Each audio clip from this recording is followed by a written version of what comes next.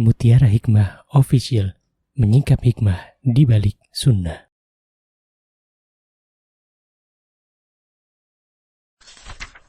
Salurkan donasi terbaik Anda untuk mendukung dakwah Mutiara Hikmah Official. Mau haji yang gak pakai antri? Daftar sekarang, insya Allah 2024 berangkat. Gratis keberangkatan umroh sebelum haji. Dibersamai oleh Ustadz Hanan Yasir dan juga Ustazah Imro'atul Azizah. Buruan daftar sekarang juga, sebelum harga naik.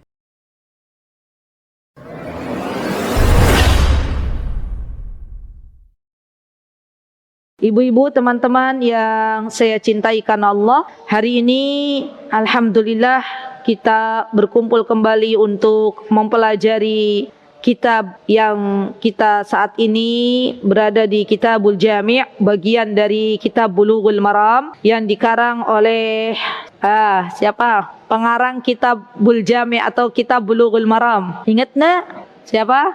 Al-Hafidh Ibnu Hajar Al-Asqalani. Masya Allah. Kemarin kita belajar ya, yang kemarin hadir di Masjid Muti'in, bahwa ternyata kalau memang ulama itu ada gelar hafiz, ya kita katakan Al-Hafidh Ibnu Hajar Al-Asqalani. Dan gelar hafiz ini saya sampaikan ya, karena ada banyak juga yang belum hadir di Muti'in, saya sampaikan di sini bahwa Ibnu Hajar kenapa disebut hafiz?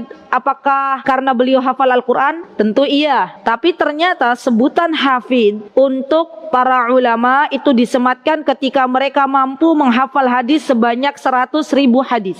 Ibu-ibu, hari ini menghafal berapa hadis? Alhamdulillah. Kalau kita di Indonesia, gelar hafid itu disematkan kepada yang sudah hafal Quran 30 juz ya. Kalau di Timur Tengah, orang hafal Quran itu udah biasa, Ibu. Ya. Anak-anak usia 10 tahun rata-rata sudah hafal Quran. Maka gelar hafid itu bukan gelar yang disematkan untuk para penghafal Quran 30 juz. Tapi untuk yang sudah menghafal Al-Quran, juga menghafal hadis, kurang lebih sebanyak 100.000 hadis, baru dapat gelar hafid. Ya, Masya Allah. Jadi mindsetnya sudah beda. Ya, Masya Allah.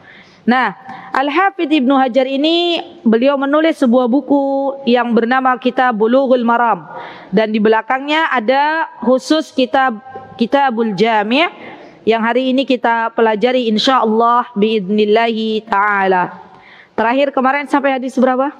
11, sekarang 12. Alhamdulillah.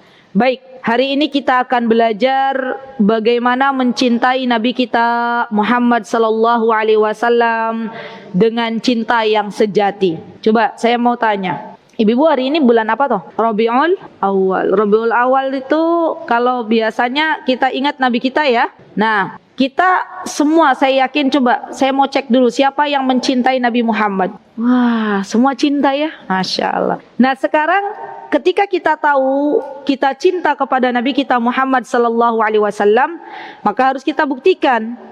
Tidak hanya sebuah perkataan yang keluar dari mulut, tapi juga kita buktikan di dalam kehidupan kita sehari-hari. Cinta tanpa bukti zero. Ya, suami kita bilang, Bu, I love you, ya. Tapi ternyata dalam kehidupan sehari-harinya kasar kepada kita. Menurut ibu-ibu, cintanya cinta banget apa pura-pura cinta? Pura-pura cinta, ya. Sama. Ketika kita mencintai Nabi kita Muhammad sallallahu alaihi wasallam, maka harus kita buktikan. Apa di antara bukti yang bisa kita lakukan di dalam kehidupan sehari-hari? Yang bisa kita lakukan adalah gerak-gerik kita, perkataan kita hendaklah mencontoh Nabi kita Muhammad sallallahu alaihi wasallam. Itu adalah bukti cinta kita kepada Nabi kita Muhammad sallallahu alaihi wasallam. Ucapan misalnya apa, ibu-ibu? Banyak bersolawat, ya. Gerak-gerik apa yang kita lakukan? Kita belajar. Apa sih yang Rasulullah sallallahu alaihi wasallam telah contohkan, maka kita ikuti. Dan para sahabat pun demikian. Ibnu Umar, Abdullah bin Umar, beliau terkenal seorang yang sangat-sangat mencintai Nabi kita Muhammad SAW. Dan beliau terkenal peniru ulung. Apa yang dilakukan Rasulullah beliau tiru. Subhanallah. Abdullah bin Abbas juga demikian. beliau mengikuti segala gerak-gerik Nabi kita Muhammad sallallahu alaihi wasallam. Bahkan Rasulullah sallallahu alaihi wasallam beliau pernah bersabda, kata beliau, demi Allah, tidaklah salah seorang di antara kalian dianggap beriman kecuali diriku lebih dicintai daripada orang tua, anak-anak dan seluruh manusia. Jadi ketika kita mencintai Rasulullah sallallahu alaihi wasallam, itu bukti bahwa kita beriman kepada Allah Subhanahu wa taala. Nah, apakah hanya sahabat yang mereka benar-benar meniru Rasulullah SAW? Ternyata tidak. Para tabi'in juga demikian. Sampai-sampai Sufyan Ats-Tsauri, ibu-ibu, kenal sama Sufyan? Kenal betul? Tidak tahu. Sufyan itu bilang begini, kalaulah kalian itu bisa tidak menggaruk kepala karena tidak ada contoh dari Nabi kita Muhammad SAW, maka lakukan. Jadi ibu-ibu, saking cintanya Abdullah bin Abbas dan Abdullah bin Umar kepada Rasulullah SAW, mereka itu benar-benar mengikuti tindak tanduk Rasulullah SAW. Dan Sufyan Ats-Tsauri pun demikian. Jadi banyak para tabi'in, Fudail bin Iyad juga, mereka menjadikan Rasulullah SAW sebagai sosok yang diteladani dalam kehidupan beliau. Nah, sekarang kita belajar sebenarnya apa sih yang Rasulullah SAW contohkan. Maka di sini disebutkan annan nabiyya sallallahu alaihi wasallam, sesungguhnya Rasulullah sallallahu alaihi wasallam idza yu'jibuhu tayammum fi tana'ulihi, beliau sangat menyukai segala hal yang itu adalah kebaikan, ibu-ibu, maka beliau biasakan dengan kanannya, baik itu kaki kanan maupun tangan kanan. Masya Allah. Dan beliau mengatakan watarajjulihi, dan beliau ketika menyisirnya dengan dimulai dari sebelah kanan. Ibu-ibu kalau nyisir rambut bagaimana? Asal nyisir, ke belakang.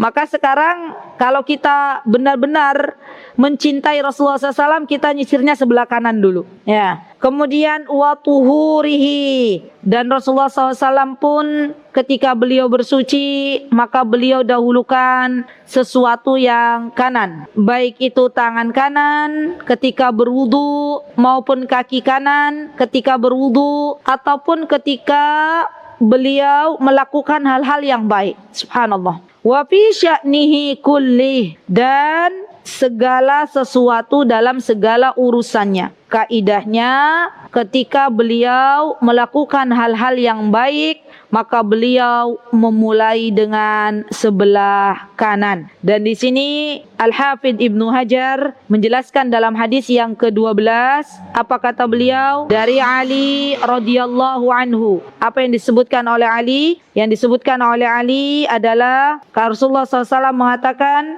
idzan ta'ala ahadukum, jikalau kalian memakai sandal. Ibu-ibu kesini pakai sandal atau nyeker. Termasuk diantaranya jika kalian memakai sepatu. Ini sudah masuk. Ya. Maka apa kata baginda Nabi kita Muhammad SAW? Falyabda bil yamin. Mulailah dengan kaki kanan. Wa idza naza'a, jikalau kalian melepaskan sandal, falyabda bishimal, maka lepaskanlah sandal itu dengan kaki kiri terlebih dahulu. Coba saya mau tanya ibu-ibu, tadi dari rumah pas pakai alas kaki, yang masuk duluan kanan dulu atau kiri dulu? Yakin ya? Baik. Sampai di Masjid Firdaus, ayo, ketika melepas sandal, kiri dulu, nopo kanan dulu? Tadi nggak sebanyak kanan gitu ya. Coba deh ibu-ibu, sekarang kita itu ketika kita benar-benar mencintai Nabi kita Muhammad SAW, maka cobalah kita fokus mengikuti setiap apapun yang Rasulullah SAW contohkan, termasuk dalam hal memakai sandal dan melepas sandal. Saya kira kalau memakai sandal rata-rata ibu-ibu sudah pakai kaki kanan, dahulukan kaki kanan. Tapi untuk melepas sandal, terkadang buru-buru, wah kajiannya udah mulai, gitu misalnya. Wah, lagi buru-buru, mau bertamu, nggak tahu, bahkan lupa. Tadi mana dulu yang dilepas, kiri dulu apa kanan dulu, gitu ya ibu-ibu ya. Rata-rata ibu-ibu kalau mau pakai sandal kan biasanya kita fokus, kanan dulu. Kalau lepas, kanan dulu apa kiri dulu? Yakin? Apa lupa? Ya. Kenapa kita kadang lupa? Karena kita nggak perhatian. Bismillah, kita mulai dari hal-hal yang sepele. Subhanallah ibu-ibu, jangan pernah kita mengira hal yang sepele itu, terutama yang sunnah, itu kita tinggalkan. Ya, jangan pernah kita mengira bahwa hal yang sepele itu tidak bermanfaat untuk kehidupan kita. Bisa jadi kalau ibu-ibu istiqomah dalam memakai sandal, mendahulukan kaki kanan, melepas sandal, mendahulukan kaki kiri, itu istiqomah dijalani setiap hari, bisa jadi amal ini yang akan memasukkan kita ke dalam surganya Allah Subhanahu wa taala. Subhanallah. Ibu-ibu dalam memakai sandal atau sepatu harian minimal berapa kali? Berapa, Bu? Lebih dari 2 kali? Lebih. 5 kali? Lebih. Masya Allah, berarti mengalahkan sholat wajib. Ya. Berapa? 10 kali? Sekitaran itu gitu ya. Baiklah, coba deh 10 kali kita pakai sandal, dahulukan kaki kanan, dapat pahala. Lepas sandal, dahulukan kaki kiri, dapat pahala. Sudah berapa pahala yang kita kumpulkan? 20 pahala. Dan kita tidak pernah tahu sebanyak apa pahala yang Allah Azza wa Jalla berikan kepada kita kalau kita menjalankannya dalam rangka mengikuti sunnah Nabi kita Muhammad sallallahu alaihi wasallam. Jadi sunnahnya Nabi kita Muhammad tuh banyak ibu-ibu. Bukan hanya puasa Senin Kamis ye. Bukan hanya apalagi yang mungkin ibu-ibu berat. Apa tuh? Bukan hanya mungkin bagi laki-laki berpoligami. Enggak juga ya. Itu sunnah. Tapi coba cek sunnah-sunnah yang sepele sudah dikerjakan belum, gitu ya. Bagi para perempuan, diantara sunnah yang mungkin menjadi sesuatu yang berat itu apa misalnya? Nggak ada yang berat ya. Misalnya apa ibu-ibu? Salat duha. Mak-mak itu kan kadang begitu. Sudah dari pagi, ya Allah saya pengen salat duha. Ribet masak, mak-mak ya. Kemudian antar anak ke sekolah, datang ke kajian, tiba-tiba duhur. Ya Allah, hilang deh salat duha gitu ya. Nah, ternyata ada banyak sunnah yang bisa kita lakukan. Apa diantaranya tadi? Kita pakai sandal, ya kita dahulukan kaki kanan. Kita lepas sandal, dahulukan kaki kiri. Masuk kamar mandi, dahulukan kaki kiri. Keluar kamar mandi, dahulukan kaki kanan. Itu kalau sudah otomatis ibu-ibu, sekebelet apapun saya yakin insya Allah Allah akan menggerakkan kaki kita masuk kamar mandi kiri dulu, keluar kamar mandi kanan dulu. Dan itu perlu pembiasaan. Ya, kita saat ini usia rata-rata berapa sih ibu-ibu di sini rata-rata usia? 30 tahun? Lebih? 35? Ya, sekitaran ya. 35, balik usia berapa? 15. Ya, misal ya 15, rata-rata 35 dikurang 15 berapa? Berapa Bu? 20. Selama 20 tahun itu, apakah kita sudah benar-benar memperhatikan kaki mana yang kita dahulukan ketika memakai sandal dan kaki mana pula yang kita dahulukan ketika kita melepas sandal? Subhanallah. Ya, dan itu kalaulah kita lakukan untuk mengharapkan ridha Allah, maka dicatat sebagai amal solih di hadapan Allah Subhanahu wa taala. Baik. Kemudian di sini wal takun al-yumna awwaluhuma tun'al, dan hendaklah jadikan kaki kanan yang lebih dahulu untuk memakainya. Wa akhirahuma tunza, dan kaki kiri jadikan yang didahulukan ketika melepas sandal. Masya Allah.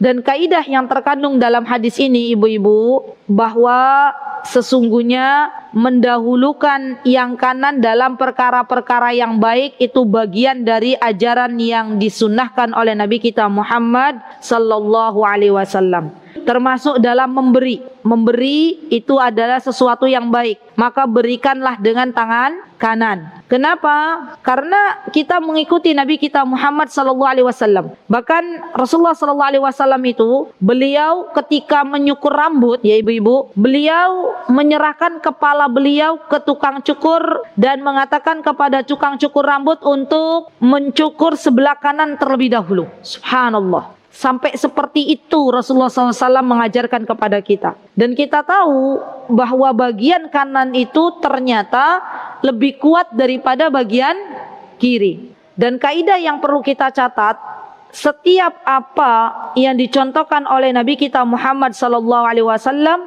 itu mengandung banyak kebaikan untuk kita sebagai umatnya. Jalani saja, maka akan Allah sehatkan kehidupan kita. Subhanallah. Semua yang telah diperintahkan oleh Allah dan Rasulnya, baik di dalam Al-Quran maupun di dalam Sunnah, itu ada banyak sekali kebaikan untuk kita. Terkadang penemuan-penemuan ilmiah baru diketahui di zaman sekarang tentang betapa dahsyatnya seseorang ketika mengikuti apa yang dianjurkan oleh Nabi kita Muhammad Sallallahu Alaihi Wasallam. Ibu-ibu pernah tahu ada pola makan yang dia tidak boleh makan setelah berapa jam gitu, ada nggak?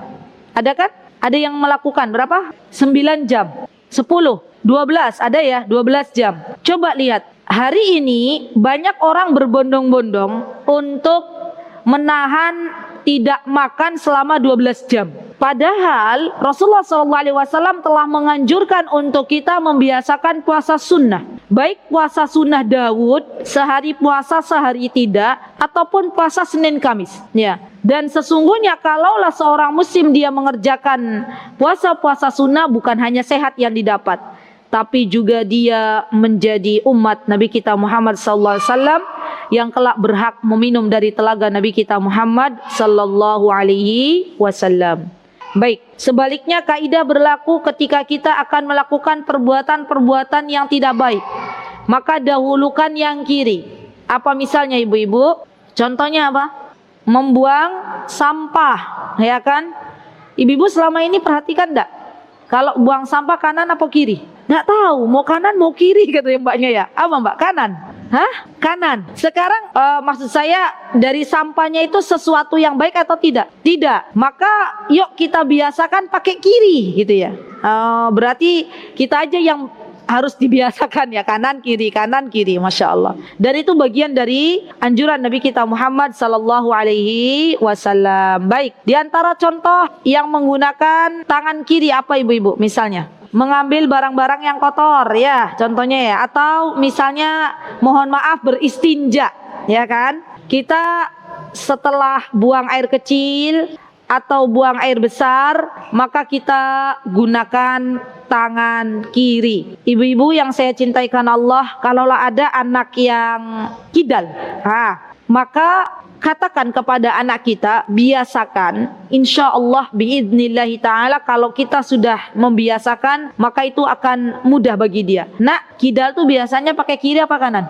Kiri. Maka kita biasakan, nak, kalau makan tetap pakai kanan. Ya. Dan saya pernah menemukan anak yang kidal, setelah kami biasakan ketika makan menggunakan tangan kanan, alhamdulillah atas izin Allah, sampai hari ini kalau mau makan pakai tangan kanan. Ya subhanallah. Jadi kalau kita tengok ya ibu-ibu, terkadang kita yang belum membiasakan saja.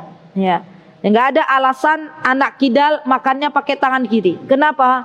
Karena kalau dia makan pakai tangan kiri, maka itu bagian dari syaitan. Syaitannya ikut masuk. Seorang ibu hendaklah bersabar dalam menghadapi anak-anak yang spesial. Anak-anak yang subhanallah di luar batas normal yang biasa terjadi pada diri anak-anak. Ya. Dan ketika ibu-ibu ini bersabar, membiasakan anak-anak yang kidal untuk makan menggunakan tangan kanan, maka itu akan dibalas oleh Allah Subhanahu wa taala dengan pahala yang berlipat ganda. Ya, baik. Kemudian yang bisa kita ambil hikmah dari hadis ini, bahwa subhanallah termasuk di dalamnya Rasulullah sallallahu alaihi wasallam, beliau senantiasa berjabat tangan. Nah, ini juga biasa dilakukan oleh Rasulullah SAW dan dimulai dengan menggunakan tangan kanan. Subhanallah. Termasuk di dalamnya ada pelajaran yang bisa kita ambil, masya Allah.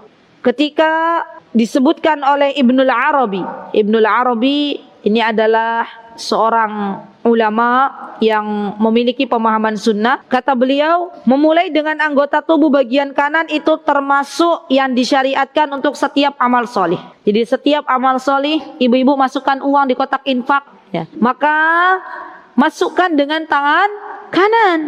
Ya. Dan ini perlu pembiasaan saja. Masya Allah.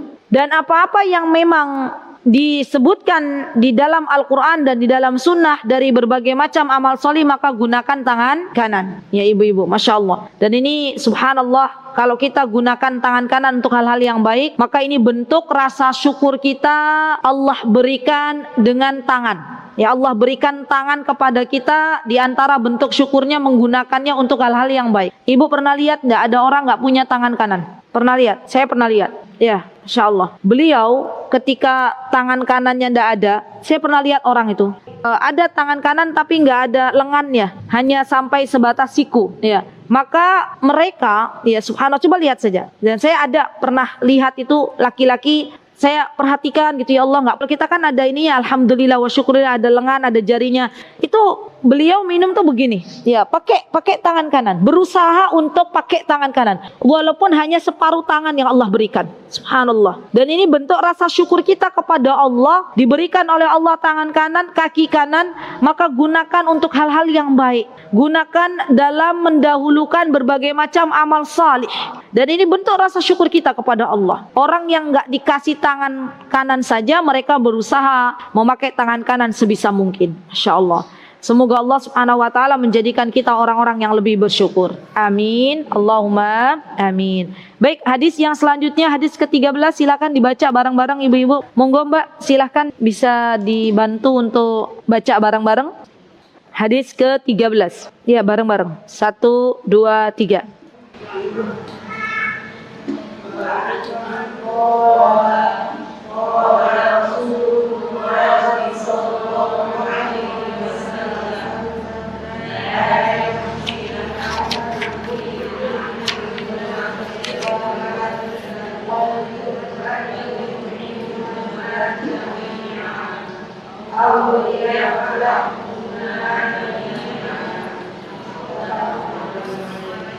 Baik, terima kasih ibu-ibu, jazakunallahu khairah. Di hadis yang ke-13 ini kita belajar tentang adanya larangan untuk memakai sandal satu saja. Ya, jadi kalaulah kita hanya menemukan sandal kita satu, lebih baik tidak menggunakan sandal.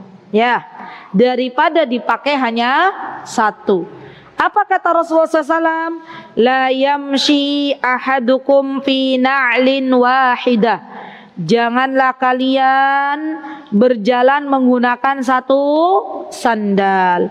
Walaupun nanti ibu-ibu mungkin di zaman yang penuh dengan fitnah ini bisa jadi memakai satu sandal itu akan dijadikan sebagai perlombaan. Ya, untuk bikin konten. Kan sekarang tuh macam-macam ya ibu-ibu. Iya kan? Saya itu barusan ketika kami ke masjid sini, saya melihat sekarang kok mulai trennya anak-anak muda itu memasukkan baju ya ke celana kayak zaman dulu kala. Ya, anak-anak muslimah memasukkan bajunya ke dalam celananya, dan celananya tuh sudah mulai kayak celana zaman dulu ibu-ibu waktu muda itu loh, celana kulot yang gombor itu dimasukkan pakai sabuk ya. Dan itu saya lihat bukan hanya satu dua, banyak sekarang anak-anak muda begitu. Subhanallah. Padahal ibu-ibu, kalau kita tahu ketika seorang muslimah dia memasukkan bajunya ke dalam celana, maka mohon maaf lekukannya akan semakin terlihat. Iya. Dan ternyata anak-anak muda zaman sekarang banyak yang mengikuti tren tersebut. Jadi tugas kita sebagai seorang ibu hendaklah memberikan nasihat kepada anak kita. Nah,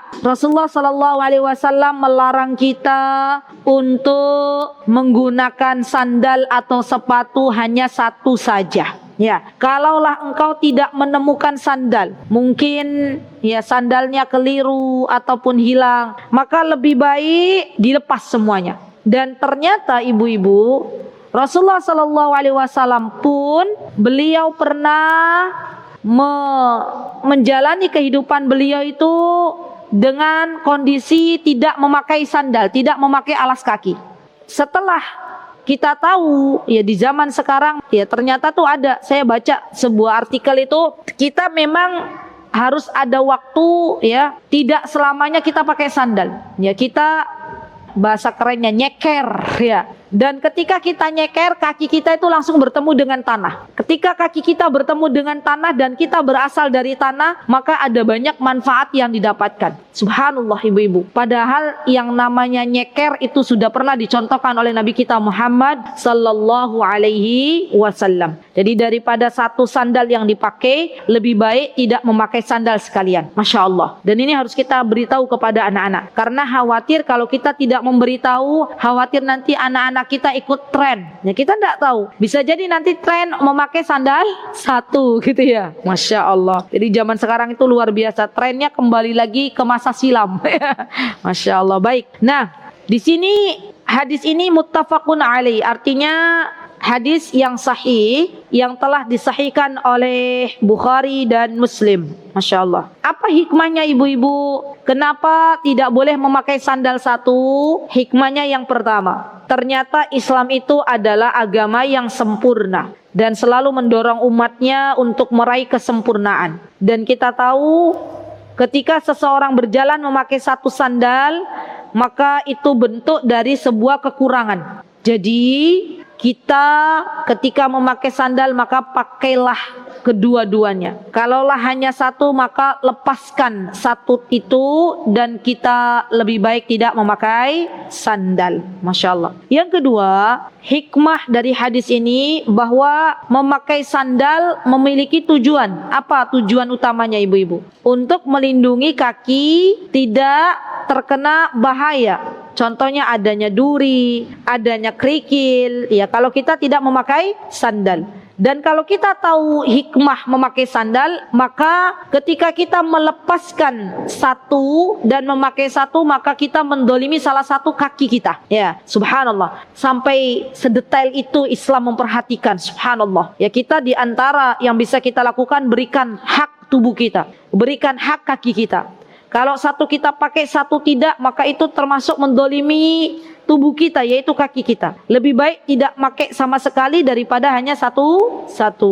Baik, kemudian yang ketiga, di antara hikmah yang bisa kita ambil dari hadis ini ibu-ibu, bahwa sesungguhnya apa yang diutarakan oleh Nabi kita Muhammad SAW, beliau telah mencontohkannya terlebih dahulu. Jadi Rasulullah SAW itu di dalam kehidupan beliau tidak pernah memakai satu sandal. Masya Allah. Beliau senantiasa memakai dua sandal atau kedua-duanya dilepas. Masya Allah. Dan yang keempat, di antara hikmahnya, kenapa kita dilarang memakai satu sandal? Karena ketika kita memakai satu sandal, maka itu akan menarik perhatian orang lain. Ya kan Bu?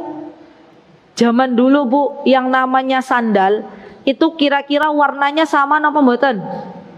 Sama. Zaman sekarang ada nggak yang sandal tuh warnanya beda? Ada.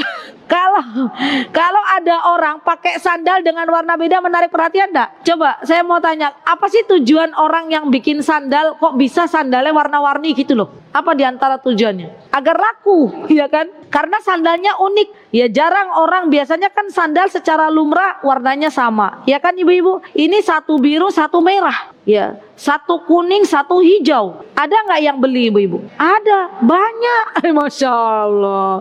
Padahal itu subhanallah sudah di luar kebiasaan. Namun begitulah manusia. Jadi di antara hikmahnya agar tidak menarik perhatian. Kalau pakai satu sandal maka biasanya akan menarik perhatian manusia untuk memperhatikan dirinya. Subhanallah. Baik, jadi hikmah yang terkandung di dalamnya adalah kebaikan untuk diri kita. Masya Allah. Baik, kemudian yang ke-14. Ini karena 14 ini ibu-ibu saya tidak akan membahasnya, karena di sini termasuk di antara hadisnya adalah untuk kaum laki-laki. Ya, khusus spesial untuk kaum laki-laki dan bukan untuk kaum wanita. Maka hadis yang ke-15. Ya, ini harus saya jelaskan hari ini karena saling berkaitan. Ya, monggo silakan Mbak Mia dilanjut hadis ke-15.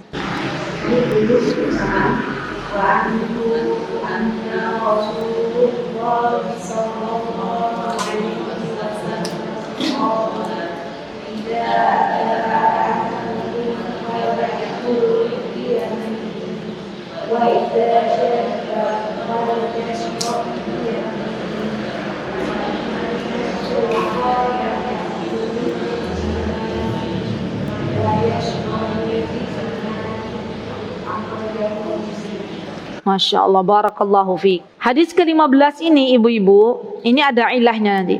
Apa yang diperintahkan oleh Rasulullah SAW dibawakan oleh Abdullah ibn Umar, disebutkan bahwa kata baginda Nabi kita Muhammad SAW, idza akala ahadukum falyakul biyamini. Kalau makan, maka makanlah dengan tangan kanan. Ibu-ibu sudah dipraktekkan? Sudah.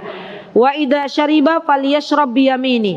Kalau minum, gunakan tangan kanan. Sudah dipraktekkan? Sudah, alhamdulillah. Fa inna syaitana ya'kulu bishimali wa yashrabu bishimali. Karena syaitan itu mereka makan dan minum menggunakan tangan kiri. Maka ketika kita menggunakan tangan kanan, itu bagian dari menyelisihi syaitan.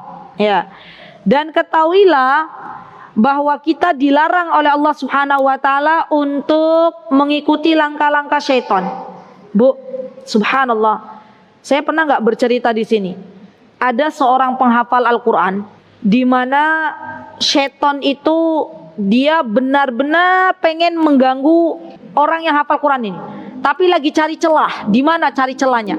Tiba-tiba suatu hari, subhanallah, yang namanya manusia ya, setebal apapun iman tetap ada kesalahan yang diperbuat. Subhanallah, yang menghafal Quran ini qaddarullah, beliau minum dengan tangan kiri. Dari situlah syaitan masuk. Dan akhirnya apa? Akhirnya yang menghafal Quran ini, kata beliau, sejak saya sehari itu minum dengan tangan kiri sekali saja, maka ketika itu sulit rasanya untuk memurojaah Al-Quran. Subhanallah. Jadi ini jangan coba-coba untuk kita melakukan sebuah percobaan minum pakai tangan kiri. Kenapa? Karena itu bisa jadi celah syaitan untuk mengganggu anak Bani Adam. Caranya masuknya tuh bareng ketika minum pakai tangan kiri, ketika makan pakai tangan kiri, maka syaitan masuk. Dan kalau syaitan sudah masuk, maka dia bisa mengganggu anak Bani Adam sehingga malas untuk murajaah, sehingga malas untuk berbuat amal saleh. Subhanallah ibu-ibu. Jadi sekali lagi bahwa kenapa kita benar-benar mengikuti Nabi kita Muhammad SAW ketika makan dan minum dengan tangan kanan, karena untuk menyelisihi syaitan. Dan kita dilarang mengikuti tahapan-tahapan syaitan.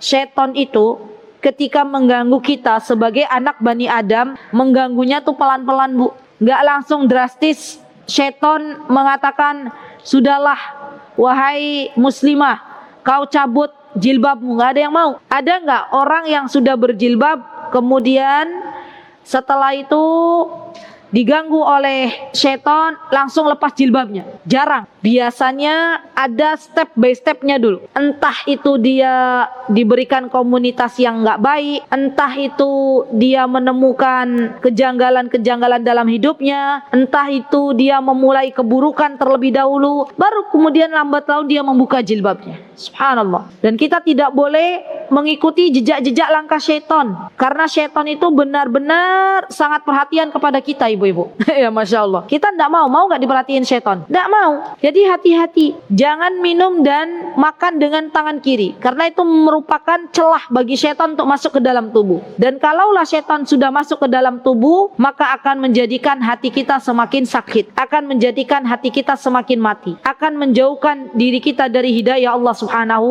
wa ta'ala. Jadi di antara hikmahnya bahwa Nabi kita Muhammad SAW beliau tidak pernah makan dan minum dengan tangan kiri. Masya Allah. Baik, ibu-ibu yang saya cintai karena Allah, hikmah di dalam hadis yang ke-15, yang pertama, ini ada hikmahnya, kaidahnya, faidahnya. Yang pertama, perhatikan cara makan dan minum kita. Perhatikan caranya, cara makan dan minum kita. Karena sesungguhnya ketika kita menggunakan tangan kanan untuk makan, itu bagian dari mencintai Nabi kita Muhammad SAW. Jadi hikmahnya perhatikan bagaimana tata cara makan dan minum kita. Yang kedua, di antara hikmahnya adalah ketika kita menggunakan tangan kanan terlebih dahulu dan tangan kanan untuk minum terlebih dahulu, apapun yang itu adalah berbuat kebaikan tangan kanan, hikmahnya di antaranya untuk menguatkan tubuh kita. Ibnul Qayyim rahimahullahu ta'ala beliau pernah mengatakan di dalam kitab Ad-Da'i wad Dawa, jadi ketika seseorang membiasakan minum dan makan dengan tangan kanan, maka Allah akan berikan kekuatan dalam tubuhnya, barakah di dalam tubuhnya. Subhanallah. Terkadang ibu-ibu, kita sudah makan dan minum, kalau caranya salah, maka terkadang itu membuat kita bukannya tambah kuat tapi tambah lemah. Pernah ibu-ibu begitu? Iya. Kenapa? Karena caranya yang salah. Jadi dalam makan dan minum bukan hanya yang diperhatikan apa yang dimakan, tapi juga caranya. Subhanallah. Di dalam Islam itu benar-benar diajarkan bagaimana caranya. Di antaranya apa?